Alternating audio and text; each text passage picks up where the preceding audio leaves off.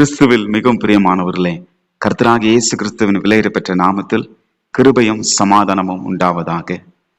வெளிப்படுத்தின விசேஷம் 10வது பாகத்துக்கு உங்களை அன்புடன் வரவேற்கிறேன். தொடர்ந்து எபேசு சபை குறித்து நாம் பார்க்க போகிறோம்.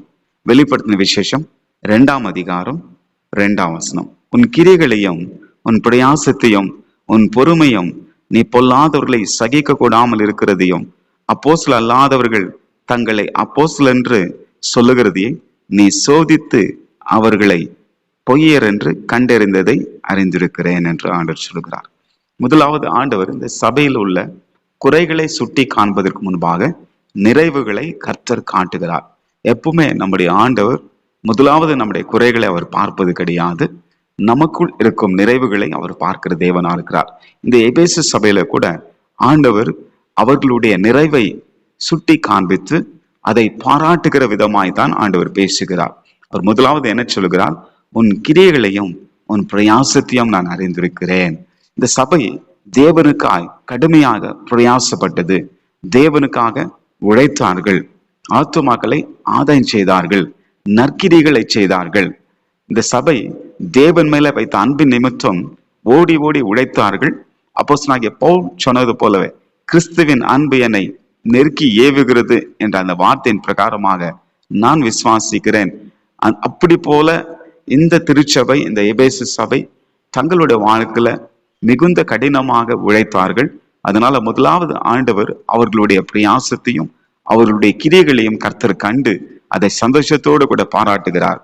எபேசு சபையே, உன் கிரியைகளை அறிந்திருக்கிறேன், உன் பிரயாசத்தை அறிந்திருக்கிறேன் என்று ஆண்டவர் சொல்கிறார். அருமையான தேவ பிள்ளைகளை, கிறிஸ்தவ வாழ்க்கை என்பது புரோஜனமுள்ள வாழ்க்கை. ஆண்டவராகிய இயேசு கிறிஸ்துவை பின்பற்றுகிற வாழ்க்கை புரோஜனமான வாழ்க்கை. அது ஒரு சின்ன காரியத்தை நாம் ஆண்டவருக்காக செய்தாலும் அவர் மறப்பதற்கு அநீதி உள்ளவர் அல்ல. ஒவ்வொன்றையும் அவர் ஞாபகப்படுத்தி தன்னுடைய ஞாபக புஸ்தகத்துல எழுதி வைத்து நமக்கு பலன் கொடுக்கிற தேவனா இருக்கிறார். பாருங்க, இந்த எபேசு செய்த கிரியைகளை ஆண்டவர் சொல்லி காட்டுகிறார். எபேசு சபையே, உன்னுடைய கிரியைகளை நான் அறிந்திருக்கிறேன், உன் உழைப்பையும் உன் பிரயாசத்தையும் நான் அறிந்திருக்கிறேன் என்று சொல்லுகிறார். வேதத்துல ஒரு உதாரணத்தை நான் உங்களுக்கு சொல்ல போகிறேன். மோசேயுடைய காலத்துல யாத்திராகமம் 17ஆம் அதிகாரத்தை நீங்கள் வாசித்து பார்த்தால் அமலேக்கியர்கள் விரோதமாய் எழும்பி வருகிறார்கள். அப்படி எழும்பி வருகிற சமயத்துல மோசே யோசுவாவை பார்த்து சொல்லுகிறான், நீ போய் நமக்காக மனிதர்களை தெரிந்து கொண்டு அவளோடு கூட யுத்தம் பண்ணு. நான் மலை மேல போய் கோலை நான் உயர பிடித்து நில்வேன், அப்பொழுது உனக்கு வெற்றி கிடைக்கும் என்பதாக சொல்லி அனுப்புகிறார்.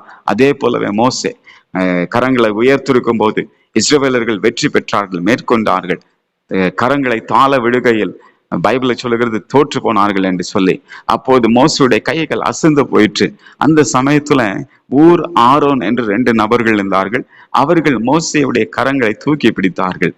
பாருங்க, ஒரு சின்ன காரியம் தான், ஆண்டவருக்காக அவங்க செய்தாங்க. யாரு? ஆரோனும் ஊரும் செய்தாங்க. ஆண்டவர் அதை மறக்கலங்க. ஆண்டவர் என்ன பண்ணார் தெரியுங்களா? ஆரோனை ஆசாரியனாக கர்த்தர் மாற்றினார். ஊர் என்ற மனுஷன் அவனுடைய சந்ததியில ஒரு காரியத்தை செய்தார். வசனத்தை படித்து காட்டுகிறேன் பாருங்க. யாத்திராகமம் 31ஆம் அதிகாரம் 2ஆம் வசனம். நான் யூதாவின் கோத்திரத்தில் ஊருடைய மகனான ஊரின் குமாரன் பெசலெயேலை பெயர் சொல்லி அழைத்து வினோதமான வேலைகளை அவன் யோசித்து செய்வதற்கும் பொன்னிலும் வெள்ளியிலும் வெண்கலத்திலும் வேலை செய்வதற்கும் ரத்தினங்களை முத்திரவெட்டாய் வெட்டி பதிக்கதற்கும் மருத்துவ சித்திர வேலை செய்வதற்கும் மற்றும் சகலவித வேலைகளை இகுத்து செய்வதற்கும் வேண்டிய ஞானமும் புத்தியும் அறிவும் அவனுக்கு உண்டாக அவன் தேவ ஆவியினாலே நிரப்பினேன். பாருங்க, ஆண்டவர் இந்த ஊரின் சந்ததியில, ஊர் அதாவது மோசேயுடைய கையை உயர்த்தி பிடித்த அந்த ஊருடைய சந்ததியில அவனுடைய குமாரனை ஒருவனை கர்த்தர் எழுப்பி அவனை ஞானத்தின் ஆவியால் நிரப்பி ஆசாரிப்பு வேலைகளை செய்யும்படி அந்த ஊழியத்தை ஆண்டவர் கொடுத்தார். இப்படி ஆண்டவர் நம்முடைய கிரியைகளை அவர் மறப்பது கிடையாது.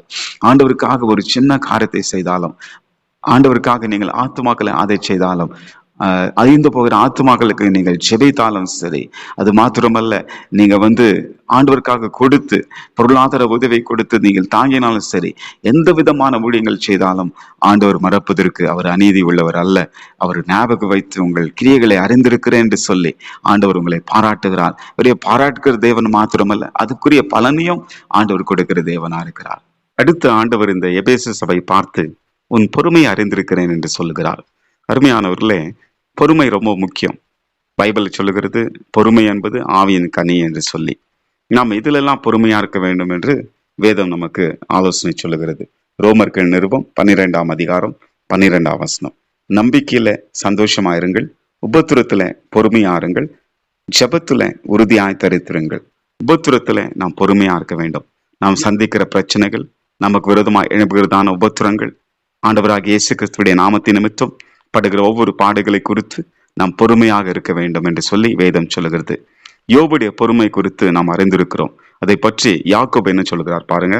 யாக்கோபு 5ஆம் அதிகாரம் 11ஆம் வசனம். இதோ பொறுமையா இருக்கிறவர்களை பாக்கியவான்கள் என்கிறோமே, யோபின் பொறுமை குறித்து கேள்விப்பட்டிருக்கிறீர்கள், கர்த்தருடைய செயலின் முடிவை கண்டிருக்கிறீர்கள். கர்த்தர் மிகுந்த உருக்கமும் இரக்கமும் உள்ளவனா இருக்கிறாரே. யோபுடைய பொறுமை குறித்து இந்த இடத்துல நாம் பார்க்கிறோம். யாக்கோபு அதை தொலைநோக்கு பார்வையோடு சொல்லுகிறார். பொறுமையா இருக்கிறவர்களை பாக்கியவான்கள் என்கிறோமே, யோபின் பொறுமை குறித்து நீங்க கேள்விப்பட்டிருக்கீங்க, கர்த்தரின் முடிவை பற்றியும் நீங்கள் அறிந்திருக்கிறீர்கள் சொல்லுகிறார். யோபு தன்னுடைய வாழ்க்கையில எல்லாவற்றையும் இழந்து நிர்கதியாக அனைத்தையும் இழந்து தன் சுகத்தையும் இழந்த சமயத்துல அவன் பேசின வார்த்தைகள் எல்லாம் பார்த்தீங்கன்னா மிக பொறுமையாக இருந்தது. ஆண்டவராகிய தேவனே யோபை பற்றி சொல்லும்போது, என் தாசனாகிய யோபை போல நீங்கள் நிதானமாய் பேசவில்லை என்று அவனுடைய நண்பர்களே ஆண்டவர் கடிந்து கொண்டார். அருமையானவர்களே, இதுல என்ன தெரிகிறது என்றால், யோபு தன்னுடைய உபத்திரத்தின் மத்தியில எவ்வளவு பொறுமையா இருந்தார் என்பதை நாம் அறிந்திருக்கிறோம். அதே போலதான் எபேசு சபையை பார்த்து ஆண்டவர் சொல்லுகிறார், உன் பொறுமையை நான் அறிந்திருக்கிறேன் என்று. அடுத்து ஆண்டவர் இந்த எபேசு சபையை பார்த்து என்ன சொல்லுகிறார், நீ பொல்லாதவர்களை சகிக்க கூடாமல் இருக்கிறதையும் என்று சொல்லுகிறார். அப்படி என்றால் சில மனிதர்கள் இந்த சபைக்கு விரோதமாக எழும்பி பொல்லாத காரியங்களை செய்திருக்கிறார்கள். பல கள்ள உபதேசங்களை சபைக்குள்ள நுழைப்பதற்கு முயற்சி செய்திருக்கிறார்கள். பல காரியங்கள் நடந்திருக்கிறது. அதை இவர்கள் சகித்து கொள்ளாமல் அதை எதிர்த்து நின்றிருக்கிறார்கள். முக்கியமாக சபையின் பரிசுத்தத்தை காத்து கொள்வதற்காக, சபையின் மேல் எந்த களங்கமும் வரக்கூடாது என்பதை மிக உன்னிப்பாக கவனித்து கருத்தாய் அப்படிப்பட்ட பொல்லாத மனிதர்களை இவர்கள் எதிர்த்து நின்று சபையின் பரிசுத்தத்திற்காக போராடி இருக்கிறார்கள். அதை பற்றி தான் ஆண்டவர் இந்த இடத்துல நீ பொல்லாதவர்களை சகிக்க கூடாமல் இருக்கிறதை அறிந்திருக்கிறேன் என்று சொல்லுகிறார். அடுத்து இந்த எபேசு சபை குறித்து ஆண்டவர் இன்னொரு காரியத்தையும் சொல்லுகிறார். அப்போஸ்தலர் அல்லாதவர்கள் தங்களை அப்போஸ்தலர் என்று சொல்லுகிறதை நீ சோதித்து அவர்களை பொய்யர் என்று கண்டறிந்ததையும் என்று சொல்லுகிறார். அப்போஸ்தலர்கள் என்று பார்க்கும்பொழுது ஆண்டவராகிய இயேசு கிறிஸ்துடைய இருந்த நாட்களிலே 12 அப்போஸ்தலர்களை ஆண்டவர் தெரிந்து கொண்டார்.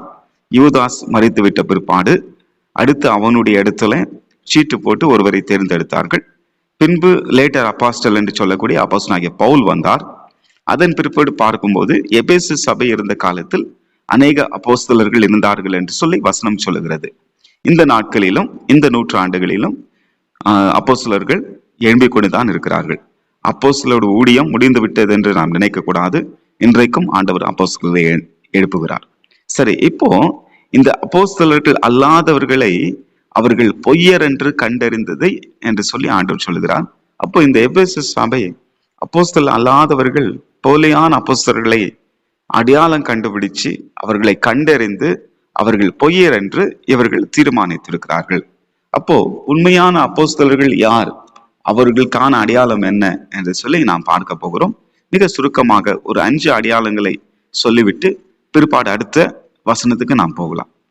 அப்போஸ்தலருடைய உண்மையான அடையாளங்கள் என்ன, மார்க்ஸ் ஆஃப் ட்ரூ அப்பாஸ்டல்ஸ் அப்படின்னு பார்க்கும்போது, முதல் நம்பர் 1 அப்போஸ்தலர் நடபடிகள் 6ஆம் அதிகாரம் 2-4 வரைக்கும் வாசித்து பார்த்தால், முதல் திருச்சபையில் ஒரு பிரச்சனை எழும்பினது. யூதர்களுக்கும் கிரேக்கர்களுக்கும் உள்ள பிரச்சனை. என்ன பிரச்சனை என்றால், சாப்பாடு விஷயத்துல எங்களுக்கு சரியாக பராமரிக்கவில்லை, சரியாக எங்களை கவனிக்கவில்லை, விசாரிக்கவில்லை என்ற ஒரு பிரச்சனை எழுந்தது. இந்த பிரச்சனை அப்போஸ்தலருடைய கவனத்துக்கு போய் சென்றது. அப்போது அப்போஸ்தலர்கள் சொன்னார்கள், நாங்கள் வேத வசனத்தை தியானிக்கிறதிலும் ஜபத்துல தரித்திருக்கிறதையும் தவிர வேறொன்றையும் நாங்கள் செய்யக்கூடாது என்று சொல்லி அவர்கள் என்ன பண்ணார்கள் என்றால் 7 பேரை இதற்காக நியமித்தார்கள். அப்போ தங்கள் வாழ்க்கையை அப்போஸ்தலர்கள் எதற்கு அர்ப்பணித்தார்கள் என்றால், வேத வசனத்தை தியானிப்பதற்கும் செவிப்பதற்கும் தங்களை ஒப்பு கொடுத்திருந்தார்கள். இதுதான் ஒரு அப்போஸ்தலனுடைய முதல் அடையாளம். அவன் வேற எந்த அட்மினிஸ்ட்ரேஷன்ல போய் மாட்டிக்கொள்ளக்கூடாது, வீணான அலுவலில் போய் சிக்கிக் கொள்ளக்கூடாது. ஒரு அப்போஸ்தலன் தனக்குரிய அடையாளம் என்னவென்றால், ஜெபத்திலும் கர்த்தருடைய வார்த்தையை மிக சீரியஸ்னஸோடு கூட தியானிக்கிறதிலும் படிக்கிறதிலும் ஜாக்கிரதையா இருக்க வேண்டும். ஆனால் தான் அப்போஸ்தலனாகிய பவுல் தன் வயசான காலத்துல கூட அவர் நிருபத்துல எழுதும்போது சொல்லுகிறார், புஸ்தக சுருளை நீ கொண்டு வா என்று சொல்லி. அப்போ அதுல இருந்து நம்ம என்ன அறிந்து கொள்கிறோம் என்றால், தன்னுடைய வயதான காலத்துல கூட படிக்கிறதை அவர் நிறுத்தவில்லை. ஏனென்றால் ஒரு அப்போஸ்தலன் என்றால் நன்றாக வேதத்தை அறிந்திருக்க வேண்டும், உபதேசங்களை அறிந்திருக்க வேண்டும், டாக்டரின்ஸ் இவைகளெல்லாம் தெளிவாக புரிந்திருக்க வேண்டும். ஸோ அதுதான் முதல் அடையாளம். அடுத்து வேதம் என்ன சொல்லுகிறது? 2 கொரிந்தியர் 4ஆம் அதிகாரம் 5ஆம் வசனம், பிறகு 1 கொரிந்தியர் 1ஆம் அதிகாரம் 23ஆம் வசனம். இதுல நாங்கள் எங்களையே பிரசங்கியாமல் கிறிஸ்துவை பிரசங்கிக்கிறோம் என்று அப்போஸ்தலன் பவுல் சொல்லுகிறார். அடுத்த அப்போஸ்தலனுடைய அடையாளம் என்னென்றால், ஒரு அப்போஸ்தலன் தன்கனையே பிரசங்கிக்க கூடாது, அவன் இயேசுவை காட்ட வேண்டும். தன்னுடைய வாழ்க்கையிலும் பிரசங்கத்திலும் இயேசு கிறிஸ்துவை மையமாய் வைத்து பிரசங்கிக்க வேண்டும். இன்னைக்கு அநேகர் பார்க்கும் பொழுது அருமையானவர்களே, தங்களுடைய பிரசங்கத்துல தங்களுடைய அனுபவத்தையும் சாட்சிகளையும் அதிகமாய் சொல்லுகிறார்கள். ஆனால் அது முக்கியம் கிடையாது. அது ஒரு 10% இருக்கலாம், அல்லது ஒரு 5% இருக்கலாம். ஆனால் கிட்டத்தட்ட 95% தேவனுடைய வார்த்தைகள் இருக்க வேண்டும். தான் ஒரு பிரசங்கத்தை பண்ணும்போது அதுல 95% கர்த்தருடைய வார்த்தைகள் அதிகமா இருக்க வேண்டும். அப்பொழுதுதான் அந்த பிரசங்கம் ஒரு மனுஷனை தொட ஆரம்பிக்கும். அதனால்தான் அப்போஸ்தலனுடைய 2வது அடையாளம் என்னவென்றால், தன்னுடைய பிரசங்கத்தில் இயேசுவை மையமாய் வைத்திருக்க வேண்டும். வீணான காரியங்களை பேசக்கூடாது. வீணான அனுபவங்களையும், நான் இங்கே சென்றேன், அங்கே போனேன், இந்த கண்ட்ரிக்கு போனேன், அந்த நாட்டுக்கு சென்றேன் என்ற வீணான காரியங்களை சொல்லாமல் இயேசு கிறிஸ்துவை வெளிப்படுத்தி காட்ட வேண்டும். வேத புஸ்தகங்களில், வேத வாக்கியங்களில் ஆண்டவராக இயேசு கிறிஸ்து எப்படி இருக்கிறார் என்பதை சுட்டி காட்டுவதுதான் ஒரு அப்போஸ்தலனுடைய அடையாளமா இருக்கிறது. அடுத்து 3வது அடையாளம் ஆத்தும பாரம். கலாத்தியர் 4ஆம் அதிகாரம் 19ஆம் வசனத்தை வாசித்து பார்ப்போம்னால், உங்களுக்காக மறுபடியும் நான் கர்ப்ப வேதனை படுகிறேன் என்று கலாத்திய சபைகளுக்கு அப்போஸ்தலனாகிய பவுல் சொல்லுகிறார். கிறிஸ்து உங்களில் உருவாகும் அளவும் நான் கர்ப்ப வேதனை படுகிறேன். அப்படி என்றால் ஆத்தும பாரம், அதை எதை காட்டுகிறது என்றால் ஆத்ம பாரத்தை காட்டுகிறது. அந்த சபைக்காக மறுபடியுமாய், ஏன்னா அவங்க தேவனுடைய உண்மையான உபதேசத்தை விட்டு தூர போயிட்டாங்க, கிருபை விட்டு தூர போயிட்டாங்க, நியாய பிரமாணத்துக்கு போயிட்டாங்க, விருத்த சேதனை பண்ணி கொண்டால்தான் ரட்சிப்பு என்று சொல்லி அப்படிப்பட்ட காரியங்களுக்கு அவங்க போய்விட்டபடினால மறுபடியும் அவங்களை கிறிஸ்துக்குள் கொண்டு வருவது பெரிய பிரயாசமா இருந்தது. அதை எதற்கு ஒப்பிட்டு சொல்லுகிறார் என்றால், நான் கர்ப்ப வேதனை படுகிறேன் என்பதாக அவர் சொல்லுகிறார். உங்களில் கிறிஸ்து உருவாகும் அளவும் நான் கர்ப்ப வேதனை படுகிறேன். இது ஆத்ம பாரம், அவங்க மேல் வைத்திருக்கிறாங்க, ஆத்ம பாரத்தை குறிக்கிறது. 4வது அடையாளம் பைபிளை சொல்லுகிறது. பிலிப்பியருக்கு நிருபம் 3ஆம் அதிகாரம் 17ஆம் வசனம், 1 கொரிந்தியர் 11:1ஆம் வசனம், நான் கிறிஸ்துவை பின்பற்றுவது போல நீங்கள் என்னை பின்பற்றுங்கள் என்று சொல்லி வசனம் சொல்லுகிறது. அதாவது ஆண்டவராக இயேசு கிறிஸ்துவை நான் எப்படி பின்பற்றுகிறோம் அதே போலவே என்னை பின்பற்றுங்கள். அப்படி என்றால் தன்னை ஒரு மாதிரியாக பவுல் வைத்திருந்தார். அப்போஸ்தலனுடைய உண்மையான ஒரு அடையாளம் என்னவென்றால், தங்களை மாதிரியாக காட்ட வேண்டும், ஒரு எக்ஸாம்பிளாக வாழ வேண்டும். ஜனங்கள் முன்பாக உபதேசம் ஒன்று செய்வது, வாழ்க்கை ஒன்று வாழ்வதா இருக்கக்கூடாது. தன்னுடைய வாழ்க்கையிலும் உபதேசத்திலும் முரண்பாடு இருக்கக்கூடாது. தன்னை ஒரு மாதிரியாக காட்டிக்கொள்ள வேண்டும். அடுத்த 5வது அடையாளம் என்னவென்றால், 2 கொரிந்தியர் 12:12 நாம் வாசித்து பார்க்கும்போது, அப்போஸ்தலனுடைய அடையாளங்கள் அதிசயங்களோடும் பொறுமையோடும் அதிசயங்களோடும் அற்புதங்களோடும் வல்லமையோடு விளங்கிற்று என்று பவுல் சொல்கிறார். அடுத்து வேத வசனத்தை பிரசங்கிக்கிற அப்போஸ்தலர்கள் அதை நிரூபிக்க வேண்டும். அப்போஸ்தலர்கள் மூலமாக அற்புதங்கள் நடக்க வேண்டும், அதிசயங்கள் நடக்க வேண்டும். நிச்சயமாகவே ஆண்டவர் இதை செய்வார். பைபிளை சொல்லுகிறது, அந்நாட்களிலே அப்போஸ்தலர்கள் புறப்பட்டு போய் சுவிசேஷம் எங்கும் சுவிசேஷம் பிரசங்கித்தார்கள். கர்த்தர் அவர்களோடு கூட போய் அவர்களால் சொல்லப்பட்ட வசனங்களை உறுதிப்படுத்தும்படி அதிசயங்கள் மூலம் அற்புதங்கள் மூலம் வேத வசனத்தை உறுதிப்படுத்தினார் என்று கர்த்தருடைய வார்த்தை சொல்கிறது. அருமையான தேவ பிள்ளைகளை, மினிமம் நான் 5 அடையாளங்களை தேர்ந்தெடுத்து நான் சொல்லியிருக்கிறேன். இன்னும் வேத புஸ்தகத்தை நாம் தியானிக்க போது அப்போஸ்தலர்களுடைய அடையாளங்கள் அநேக இருக்கலாம். ஆனால் இந்த 5ஓடு நான் முடித்துக் கொள்கிறேன். தொடர்ந்து நாம் பார்க்க போகிறோம். தொடர்ந்து வெளிப்படுத்தின விசேஷத்துல அடுத்து 3ஆம் வசனம் என்ன சொல்லுகிறது? நீ சகித்து கொண்டிருக்கிறதையும் பொறுமையா இருக்கிறதையும் என் நாமத்தின் நிமித்தம் இளையப்படையாமல் பிரயாசப்படுத்தியும் அறிந்திருக்கிறேன் என்று சொல்லி ஆண்டவர் மறுபடியும் அதை ஞாபகப்படுத்தி கர்த்தர் சொல்லுகிறார். சரி, அடுத்த எபிசோட்ல தொடர்ந்து 3ஆம் வசனத்தை கொஞ்சம் பார்த்து விட்டு பிறகு 4ஆம் வசனத்துல ஆண்டவர் சொல்றாருங்களா, ஆனாலும் நீ ஆதியில கொண்டிருந்த அன்பை விட்டாய் என்று உன் பேரில் எனக்கு குறைவுண்டு என்று சொல்லி அந்த காரியத்தை நான் பார்க்க போகிறோம். தொடர்ந்து கர்த்தருடைய வார்த்தையில நிலைத்திருங்கள், வெளிப்படுத்தின விசேஷத்தை வாசியுங்கள், தியானிங்கள். நீங்கள் நிச்சயமாய் பாக்கியவான்களாய் பாக்கியவதிகளாய் இருப்பீர்கள். கர்த்தர் உங்களை ஆசீர்வதிப்பாராக.